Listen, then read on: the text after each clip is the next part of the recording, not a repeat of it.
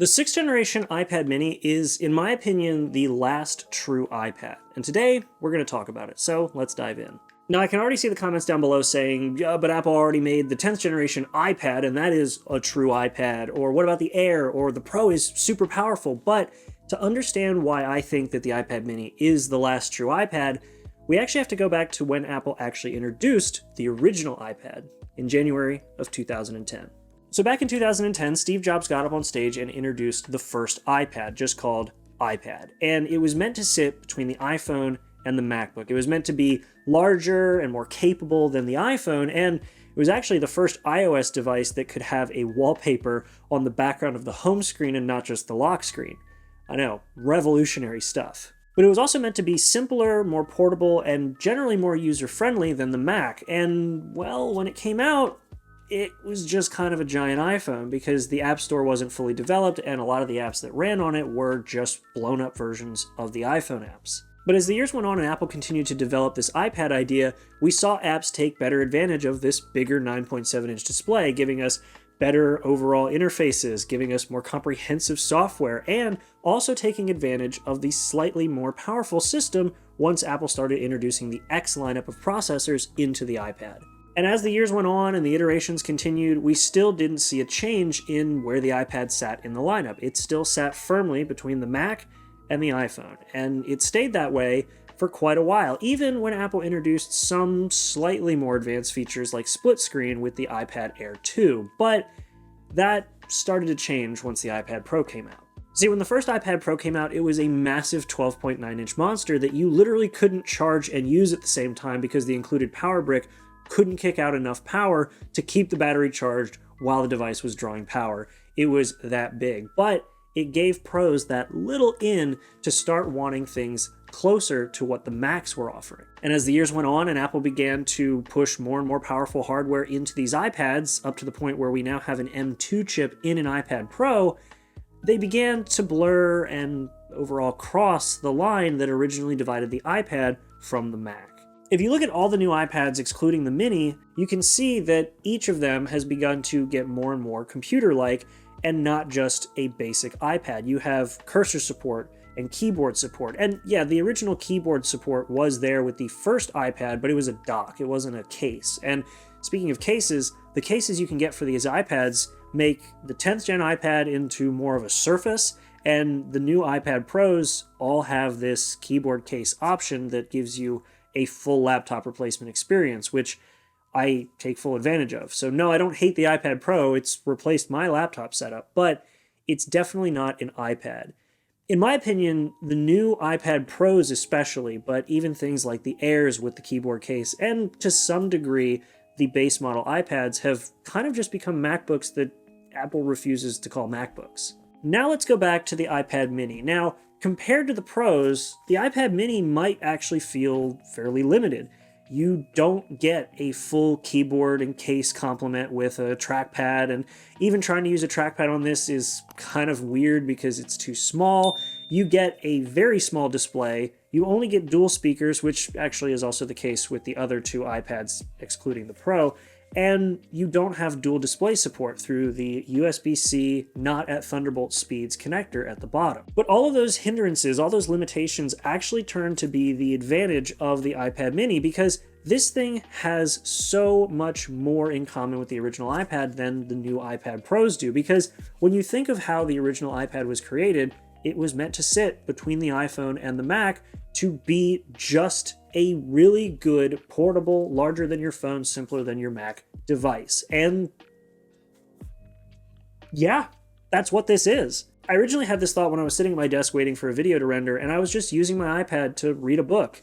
And I realized that I hadn't done that in a while with my iPad Pro because, well, it's a 12.9-inch device that I never take off of its stand. And the few times I do, it's very heavy and kind of unwieldy, so I just put it on my lap, and most times it's to edit a photo with the Apple Pencil. And yeah, the iPad mini has Apple Pencil support, but I wouldn't really call this a drawing tablet to any degree. If anything, it's more of a Moleskine replacement because it's about the size of a book. I actually put it in my bookshelf sometimes just because if I don't have a place to safely keep it from my cat knocking it off the table, it goes in a bookshelf. But yeah, this brought me back to the days of using an old school iPad where I could browse the web with full web pages. I could read emails without it being all compacted down onto my phone. And yeah, phone screens have gotten bigger. We're no longer rocking the 3.5 to 4-inch screens of the iPhones of yore, but it's still nicer to have a dedicated display. And while there are some other compromises like fingerprint readers being built into the lock screen or the volume buttons being moved because of the placement of the Apple Pencil or the 60 hertz display, notice that this didn't get updated. I think that's kind of saying something. And when I say they didn't update it, I mean that Apple updated the M2 iPad Pro and they also introduced the fully redesigned 10th gen iPad, but there was no mention of the iPad mini.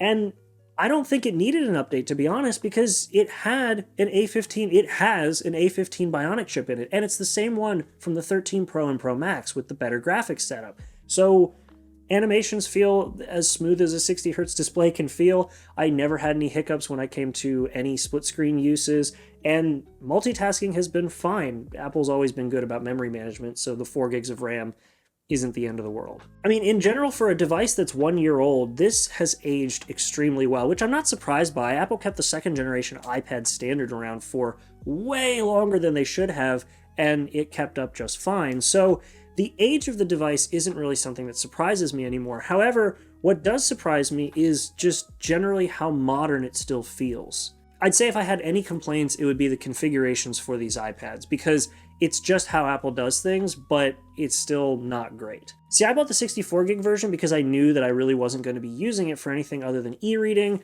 and occasionally carrying it around watching YouTube videos on it, which when I say occasionally, I mean all the time. So because all of the stuff that I do tends to come down to streaming or listening to music or reading, I didn't think I would need that much storage, which is good because it only gives you 64 gigabytes of storage on the base model. And that base 64 gigabyte model is going to cost you $499. It is not a cheap tablet. And honestly, if I hadn't had the circumstances that allowed for me to get this, I probably never would have bought one. And the next step up is 256 gigabytes for $650. And with Apple doing what Apple does, it brings it very close to iPad Air pricing, to the point where you might as well get an iPad Air, but then again, the base model storage is kind of okay for that, but better if you get the higher one, and that brings you closer to the Pro, and on and on and on. So yeah, if I was really to complain about the iPad mini in any way, it would be with pricing and the configurations, because when it comes to the age, when it comes to the performance, when it comes to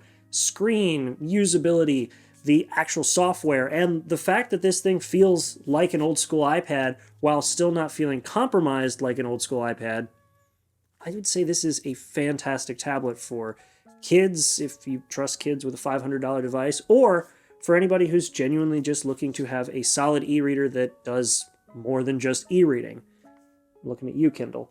I don't know. I kind of made this video because, like I said, I had sort of a nostalgic feeling of using an old school iPad while using this device to do what I used to do with old school iPads. But I'm curious to know what you all think, because I know there's a lot of people who really like the Pros. I know there's a lot of people who like the Airs, who maybe think that the new 10th gen iPad isn't an odd choice and wouldn't go with the cheaper one. But I know that there's some people out there who really like the minis, and, well, I'm curious to see what you all think. I also know there's a lot of people who absolutely hate Apple, so, you know, to each their own. But that's been it. Thank you all so much for watching the video. I hope you all enjoyed it. I genuinely am curious to know what you all think, so leave some comments down below. A like would be appreciated. A subscription would be loved. And aside from that, I will see you all in the next video. Make sure to be there and have a good one.